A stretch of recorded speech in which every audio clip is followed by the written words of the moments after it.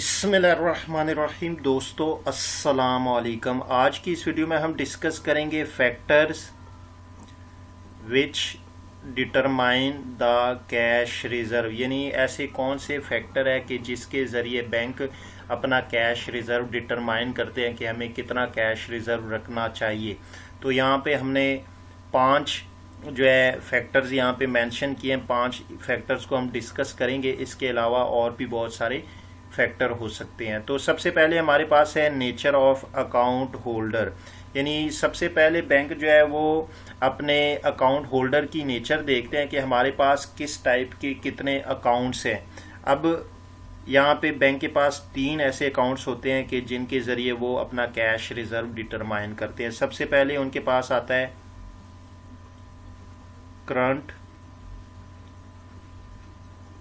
Account, दूसरा उनके पास आता है सेविंग अकाउंट और तीसरा जो सा है वो है फिक्स्ड अकाउंट।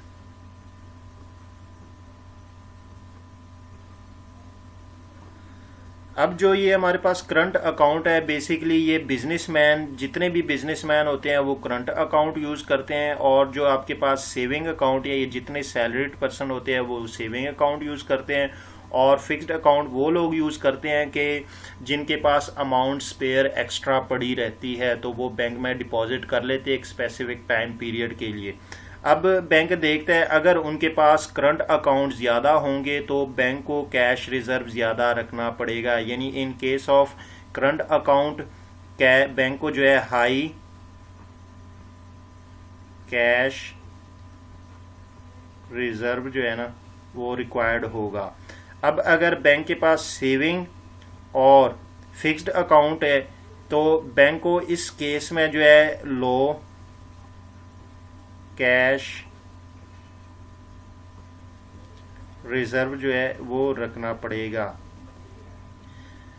अब करंट अकाउंट में क्यों बैंक को जो है हाई कैश रिजर्व रखना पड़ता है? क्योंकि वो बिजनेसमैन होते हैं। करंट अकाउंट में आप जो है जब मर्जी जाके कैश विड्रॉ कर सकते हैं, तो जितने बिजनेसमैन होते हैं वो ज़्यादातर कैश जो है वो विड्रॉ करते रहते हैं, तो इसलिए बैंक को करंट अकाउंट के केस में अपने पास हाई कैश रिजर्व रखना पड़ेगा। और सेविंग और फिक्स्ड अकाउंट में चूंकि सेविंग सैलरीड पर्सन होते हैं और फिक्स्ड अकाउंट वो लोग जो एक्स्ट्रा मनी उनके पास होती है वो डिपॉजिट कर लेते हैं, तो इनको जो है कैश रिजर्व कैश विड्रॉ बहुत कम करते हैं, तो इसलिए बैंक को इन दोनों केस में, सेविंग और फिक्स्ड अकाउंट के केस में जो है लो कैश रिक्वायरमेंट होती है। दूसरा हमारे पास है हैबिट्स ऑफ द पीपल। अब जो लोग हैं अगर वो पेमेंट्स वगैरह कैश में करेंगे, पेमेंट मेड इन कैश, और दूसरा है हमारे पास पेमेंट मेड इन चेक्स।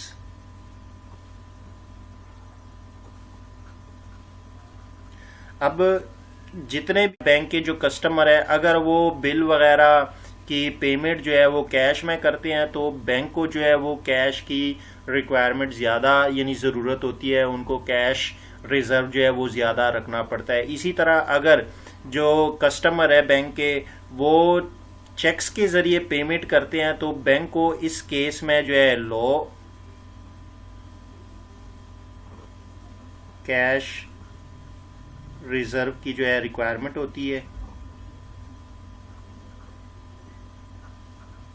और इस केस में बैंक को जो है कैश जो है वो हाई कैश रिज़र्व चाहिए होता है। अब इसी तरह तीसरा हमारे पास है बैंक फैसिलिटीज़।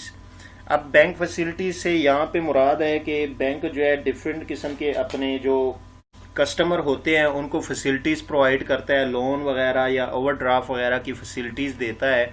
अब अगर बैंक जो है वो किसी सिटी या किसी ऐसी जगह पे सिचुएटेड है कि जहाँ पे जो बिजनेसमैन ज़्यादा हैं या जहाँ पे ज़्यादा पॉपुलेशन है और उनके कस्टमर बहुत ज़्यादा है, तो वहाँ पे बैंक को क्या करना पड़ता है, वहाँ पे बैंक को कैश रिजर्व ज़्यादा रखना पड़ता है। और दूसरा, अगर बैंक किसी ऐसी रूरल या देहाती जगह पे सिचुएटेड है, वहाँ पे बना हुआ है, तो वहाँ पे बैंक को जो है क्या करना पड़ता है, बहुत ही कम कैश रिजर्व की रिक्वायरमेंट होती है।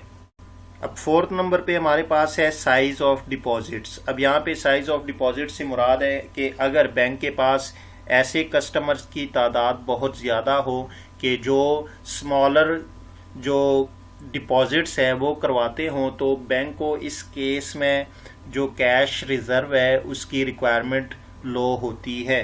यानी पहला केस आपके पास है, अगर large number of customers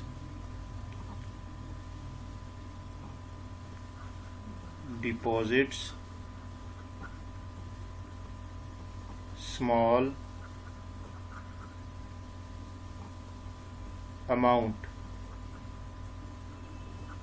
in this case जो है बैंक को लो कैश रिजर्व रिक्वायर्ड होता है।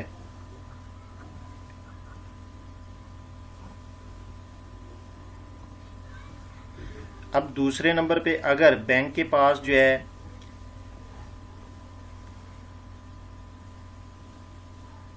Large number of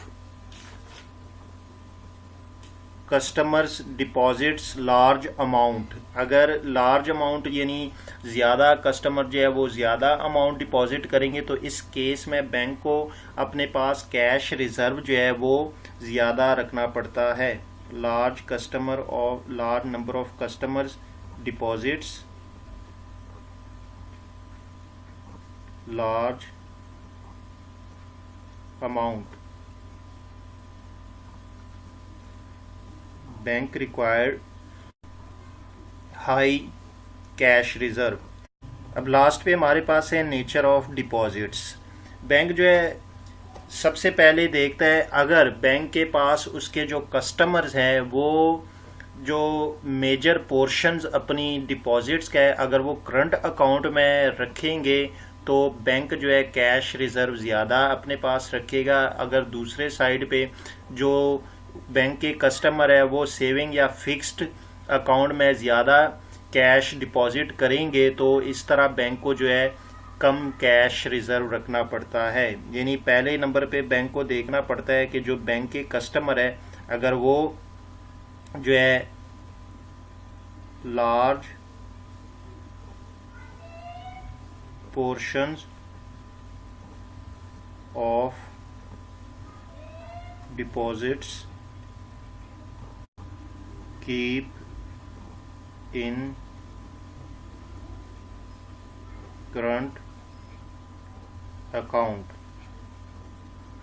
bank required करेगा इसको हाई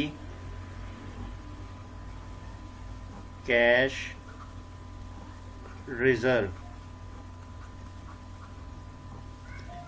इसी तरह दूसरे नंबर पे, अगर बैंक के पास जो है लार्ज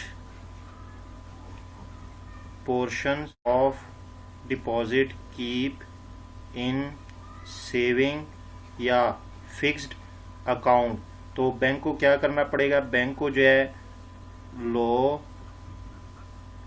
कैश रिजर्व वो रिक्वायर्ड होगा।